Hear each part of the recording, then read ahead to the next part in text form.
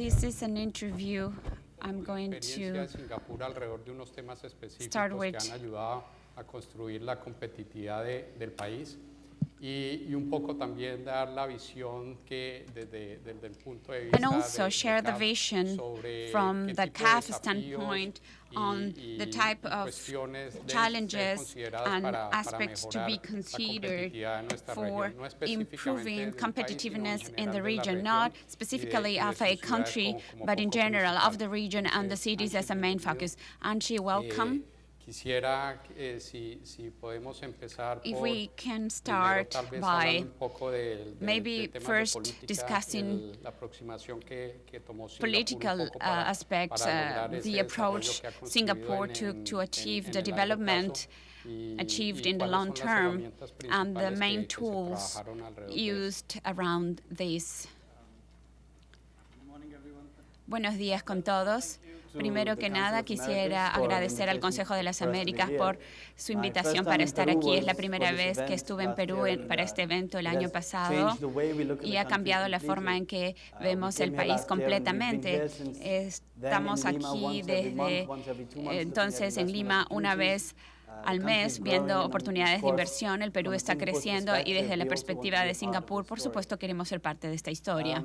En lo que se refiere a... Bueno, primero me disculpo por tener que hablar en inglés. Creo que es mucho más fácil para todos si hablamos en inglés y no intento mi español. El próximo año eso va a cambiar, por supuesto. Antes de empezar, con respecto a lo que ha sido nuestra historia, es importante anotar que todo país viene con sus propios problemas desde el principio. Hemos tenido, por supuesto, nosotros nuestros propios problemas cuando nos independizamos. Nosotros no queríamos ser independientes, queríamos ser parte de Malasia, pero nos expulsaron en 1965. No muchos países tienen ese problema.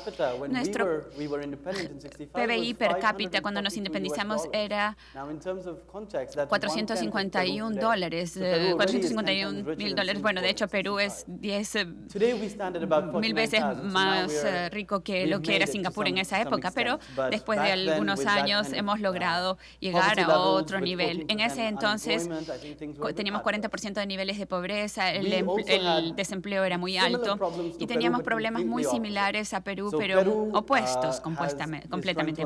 Perú está tratando de entender cómo utilizar su riqueza mineral. El problema con la riqueza mineral para nosotros era que no teníamos ninguna.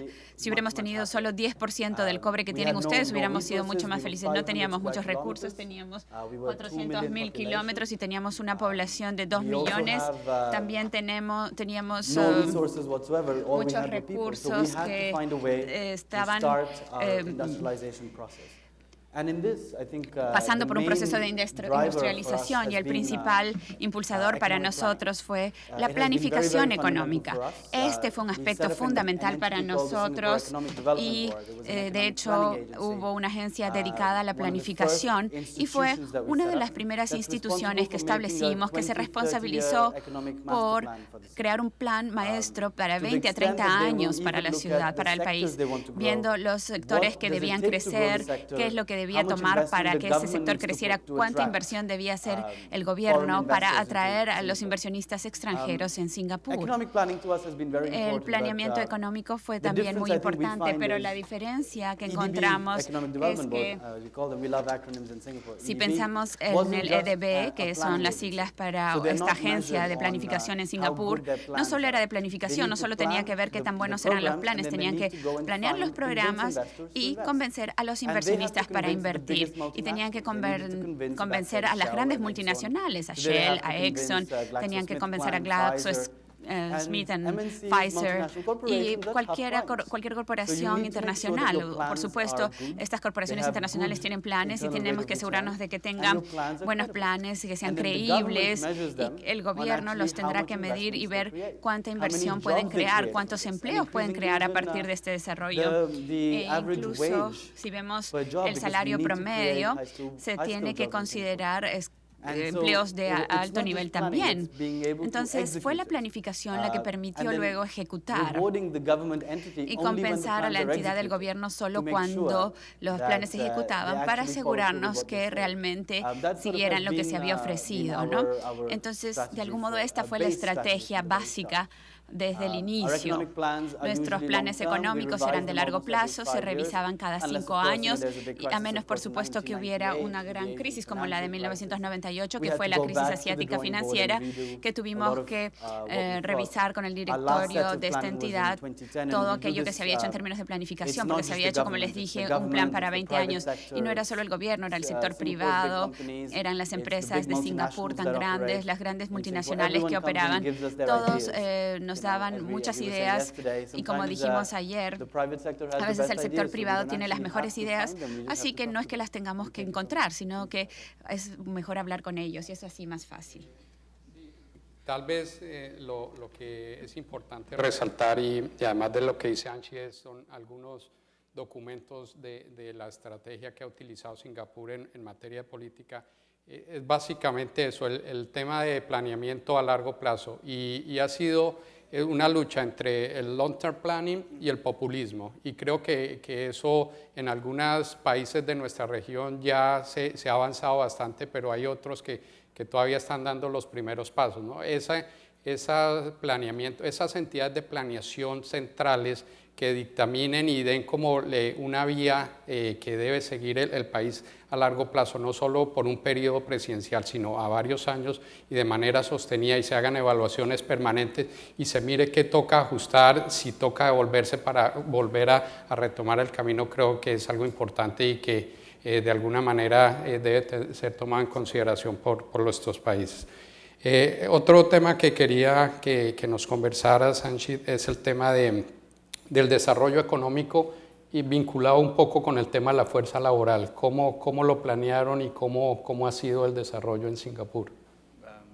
Economic development and the work placement. El tema de la generación de capacidades para...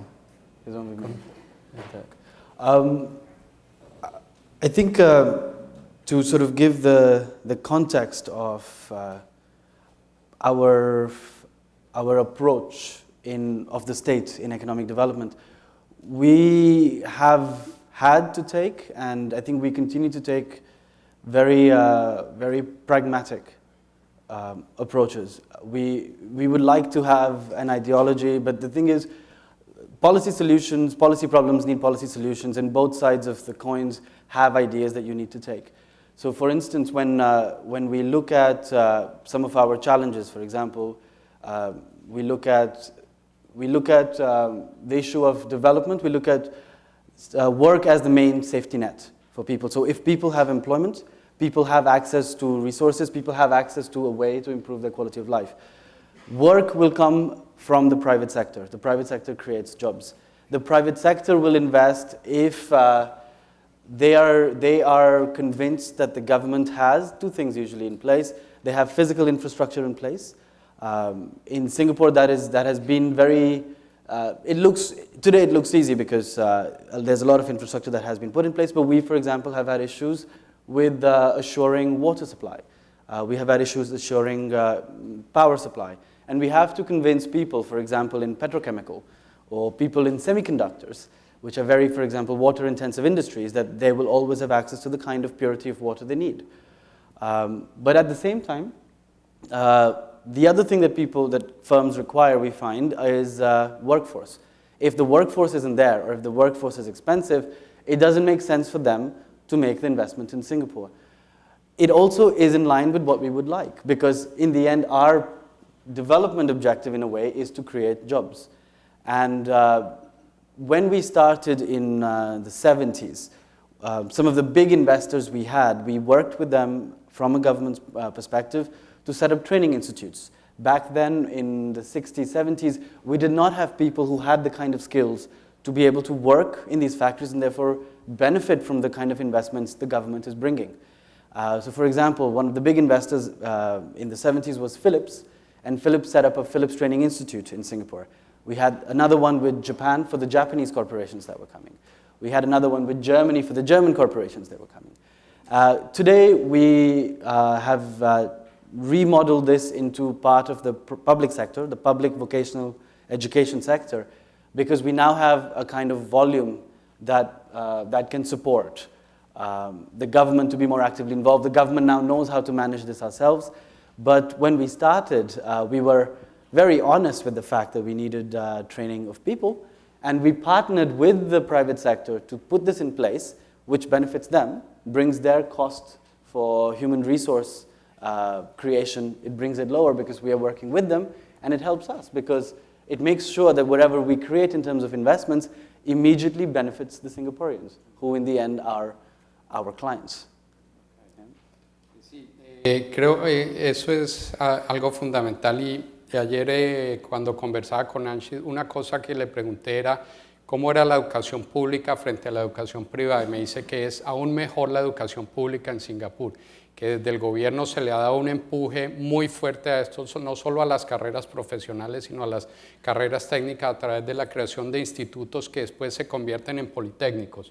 Entonces es un nuevo direccionamiento que se le ha dado a este tema y que hace que la capacitación de las fuerzas de trabajo pueda pasar de un nivel básico a un nivel de especialización. Y un poco lo que tenemos en nuestros países es que somos muy buenos exportadores, pero de productos primarios. Todavía no tenemos capacidades de innovación y de mejora de tecnología que permita a empresas extranjeras traer sus productos para que sean elaborados directamente en nuestros países. Es un poco como el desafío para crear valor dentro de las cadenas productivas que tenemos que mirar hacia adelante, ¿no? Y obviamente pues el tema de infraestructura también es fundamental. Creo que en eso posiblemente es en algunas de las cosas que se está avanzando en varios de los países de manera sostenida y digamos donde entidades multilaterales como el BID, como CAF, nosotros tratamos de apoyar a los gobiernos para desarrollar de la mejor manera temas de carreteras, saneamiento, suministro de agua potable y todos estos servicios básicos también necesarios, ¿no? Otro punto que quería que nos comentaras era el tema de los servicios del gobierno, cómo es la provisión de servicios por parte del gobierno, uno a sus ciudadanos y otro a las empresas, a los negocios en Singapur. In terms of provision of government services, us, the civil servants, I think we have two big principles in Singapore that we have implemented. And we've had to implement it because we need to create an environment of trust with, as you said, with the companies who are our big partners and as well as with our own citizens who need to know, who need to trust us to be able to give us the freedom to have a 15-year plan and let us be consistent with it. I think there are two things. The first thing is we have spent a lot of effort in having a very professional civil service. I hope my boss doesn't listen to this, but I have to say that the Singapore civil service is fairly well paid. It's one of the best paid civil services in the world. We benchmark ourselves sometimes to the private sector in Singapore. The government, it's very meritocratic. You apply for jobs and you get into jobs if your skills and experiences fit what the job requires. The government also has and still has a very big program for scholarships, where the top students, irrespective of where they're from, what their family backgrounds are given scholarships to study in the best universities. So they've been sent to the US, to UK, to France, to Germany. And then the government pays for their education, and in return they come back and they work for 6 to 8 years within the government. So this makes sure that some of the best talent actually comes within the government. In return, we are strict with our civil servants. So it's a job, you know, if you have your metrics and you have to reach your targets, and if you don't reach your targets, what happens to us is exactly what happens to anyone in the private sector. You need to report every 6 months, every 12 months where you are, you have to deliver. For example, we were discussing this yesterday, the way our pension plans are done, I'm not dependent on my employer for my pension. It's my own savings, and therefore it also gives us a lot of mobility. So a lot of civil servants have a training where they go into the private sector, and a lot of private sector people come into the public sector even at mid-level. You know, senior managers, senior engineers, the government takes them to run things where it's needed. In terms of even our senior management, our board, for example, my agency's board, is made up of Standard Chartered Bank. It's made up of the biggest engineering company in Singapore. It's made up of government, because when we bring ideas, we want, at this level, for the private sector to also give us ideas of what they want. So it's a very professional civil service. You are responsible for your results. You have to deliver your results. But you get the kind of training and you get the kind of rewards that you would in the private sector. It keeps people very motivated. On the second hand, I think what we're also doing is we try and, even though we have a good civil service, we try and reduce the need for you to talk to the civil service. So, you know, if you need to export something out of Singapore, we try and make sure you have the minimum number of licenses required. So we have spent a lot of effort in sort of rationalizing all the many licenses and, you know, that kind of bureaucracy that we need. Now, why did we do it? We did it because we didn't have a choice. Our port, for example, is so important to our economy. It's the second largest port. The biggest now is in Shanghai, and I think it's hard to compete with China. But our port is very important to our economy. It's not the cheapest port, so it has to be the most efficient port. And it is the most efficient port in the world, and therefore it's our job to make sure that it functions that way. We are very interested, for example, now in the innovation economy, in new enterprises, because for us that's where the growth comes. But if it takes a long time for a company to set up, it does not help the sector. So we have to make sure that it's the government's job to, you know, make sure that's taken care of. And we do a lot of this simpler, but also providing a lot of these services online. So you don't have to actually even see a civil servant. We're not bad people, but, you know, it's nicer if you can just do it at home. For example, to set up a company, you need 3 days and 350 Singapore dollars and a credit card, and you set up a company. And this is quite important in the kind of rankings we get in the ease of doing business. We're number one, and if you really go through our rankings, it's trade across borders, construction permits, and ease of setting up a business. And these are all because the government said, let's simplify some regulations and put it all online as much as possible. Now, what's interesting is actually we've started to do this work already in Peru, and I think we find that very impressive. In Peru, the ministry, I think the CNC, the National Competitive Council, which is under the Ministry of Finance, contacted us almost a year ago, and they said that we like some of these systems and we want to put this in place. And we've been working with them since then to bring some of these experiences into Peru. And a lot of these things are actually already in place. It's a question of simplifying some things, moving some things forward, but it's been very impressive. You know, we do these projects in a lot of countries, and never has a country actually so actively asked us to please come and have a look and tell us what we can do. So I think things are moving in the right direction here. Okay. Sí, bueno, creo que es importante destacar, uno, el tema que mencionas entre la confianza del sector público y el sector privado. Creo que eso es una herramienta básica y un insumo fundamental para construir negocios a largo plazo también. Y algo que no se da mucho en nuestros países es el pago de salarios competitivos en el sector público. Yo fui servidor público en Colombia unos años y te puedo decir que realmente, bueno, en ese momento no eran competitivos con el sector privado. Y el tema de que esté sujeto a una evaluación como si tú fueras parte del sector privado. Creo que eso es fundamental y evita un poco la creación de esa burocracia que se genera muchas veces en nuestros países.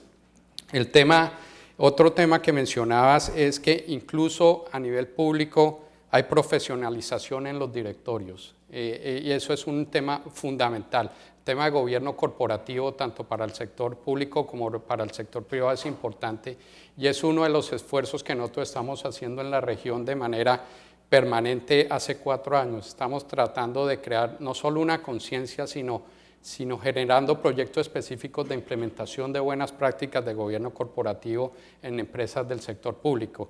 Y eso incluye el tema de profesionalización de directores y poder atraer directores externos que tengan una visión empresarial relevante, que sean competitivos y que obviamente se les pague un salario adecuado a ese trabajo que van a realizar dentro de las empresas, ¿no? Y otro tema que es fundamental para la modernización del Estado es la mejora del clima de negocios. El tema de las ventanillas únicas, facilidades de comercio, es algo que también se está viendo principalmente en Colombia, en Perú, en estos países, y en lo que nosotros también estamos apoyando en temas ya de implementación de estas buenas prácticas y facilitación de negocios, ¿no? Y el último punto que quería tocar contigo era el desarrollo de las empresas. ¿Qué hace atractivo para una empresa que está fuera o una empresa que está dentro de Singapur crecer y de pronto, siendo Singapur un país pequeño, llega un momento en que ya no hay nada más que hacer dentro de este mercado? ¿Cuál es el incentivo para buscar otras nuevas fronteras y cómo el gobierno también entra de pronto a apoyar estas iniciativas para buscar mercados en el exterior? I think we've talked a lot as government, how we work with the private sector. I think maybe just one thing to add here is, as government, it is also our job to create. I think to be honest, I would say as a government, we are a proactive government, especially even in business. But there's a way we do it. We don't do it through our companies, through state-owned companies all the time. Our public spending is actually quite low. It's 17% of our GDP. So we have to do it in partnership with the private companies, but we have to make sure that the regulations are in place. It's our job to create the market and to create a good market. Things such as, we are very business friendly, but we have very strict emission rules. We have very strict safety regulations. We were talking yesterday about some of the biggest refineries in Asia being in Singapore, and they are very happy with their investments there. But these refineries are within 600 meters of big residential areas. So they need to have very, very good emission standards. If there is an accident in this refinery, it will stop some of the busiest shipping lanes in the world. So the safety regulations have to be very, very strong, but we create the market for it. In terms of our companies and in terms of them going overseas, we do work with them, and we work with them because we think there is a market inefficiency in terms of information. For example, we are one of the biggest investors in the world in desalination. And Peru has huge opportunities for us in investing in desalination for the mining sector. But our firms are not, at this point, they're not aware of this. They don't understand how Peru works. They don't know anyone in Peru. And it's in a way, it's a market inefficiency. And that's the kind of inefficiency where the government can play a role. Why do we think it's important for not just foreign firms to come and invest in Singapore and over time change the functions from production to, for example, now we have a focus on research and development. Back home, it's because it makes sure that we are always competitive while everyone else around us gets even more competitive. I mean, we are in a region that is growing very quickly. Everyone is growing very quickly. And we need to always think of what will happen next and where our jobs are going to come from. And also, I think if our firms, if our companies don't do business overseas, they don't invest overseas, they'll always be mid-sized companies, small companies. They won't have scale. They won't be innovating. And in that case, when we work with them, we want them to do something overseas. It's, in a way, it's government being proactive, but it's not state intervention. We are not providing cheap funding. We are not providing we're not changing the market incentives. We are just addressing the kind of gaps they have, for example, in understanding what the market is, in not knowing what the projects are, or the projects in a foreign country not being ready, and we would move the project forward. And I think that's sometimes with companies, You talk to them enough, you give them a project that has a higher IRR than all their current investments, and they listen to you. So it's more a case of working with them as their partner, as their government consultant, more than anything else. Creo que es fundamental ese tema de que apoyan con la información de mercados, ¿no? Creo que eso es fundamental y es una herramienta que las empresas muchas veces no pueden hacerlo y no es su core business. Entonces, en la medida en que se les apoye con eso, creo que se les ahorra un buen camino para poder avanzar, ¿no? Y otro tema fundamental es la flexibilidad para el cambio. Creo que eso, a través de todo lo que has mencionado, se resalta cómo tanto el gobierno como el sector privado están pendientes de cuáles son los cambios que se van dando en temas tecnológicos, temas de innovación, para adaptar esas nuevas tendencias dentro de las empresas y ajustarse a esas necesidades de los clientes, ¿no? Y bueno, para terminar, como esto es un tema de conferencia alrededor de ciudades latinoamericanas, queríamos mencionarles que dentro de CAF se está trabajando un programa de ciudades competitivas que busca impulsar un poco la productividad y la competitividad de ciertos sectores dentro de las ciudades, de tal manera de volverlas ejemplos internacionales que puedan compararse con otras ciudades desarrolladas, y que se base básicamente en 3 pilares. Uno, la visión de desarrollo a largo plazo. Eso es lo que estamos tratando de fomentar y construir con los gobiernos, no solo nacionales, sino locales. Un crecimiento endógeno que se ha impulsado a través del tema de clústeres y cadenas de valor, y eso incluye todos los temas de capacitación y asistencia técnica para poder crear una base económicamente desarrollada y que impulse estas cadenas. Y el otro tema fuerte es una asociación público-privada de largo plazo, ¿no? que trabajen de manera armónica.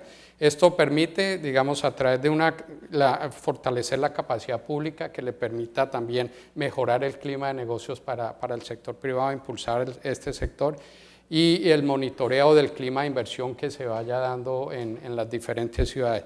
Y lo que se espera al final de esto es que haya un crecimiento sectorial, que haya mucho más incentivos para crear empresas, temas de emprendimiento, no solo emprendimiento dinámico, sino también emprendimiento el social, el tradicional, que también es importante considerar, y el desarrollo de cadenas a través de la creación de valor en todos los eslabones de esta cadena, ¿no?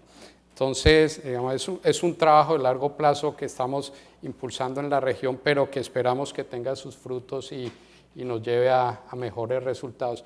Y también, obviamente, apoyar estas asociaciones con países asiáticos de intercambio de experiencias, de mejores prácticas que nos puedan dar algunas ideas y luces en el corto plazo para mejorar nuestra competitividad. Creo que eso es todo por temas de tiempo. Sé que pueden quedar muchas dudas sobre el caso de Singapur, y de pronto en el coffee break, Anshit puede contestarles algunos interrogantes que hayan quedado. Muchas gracias, Anshit. Amables.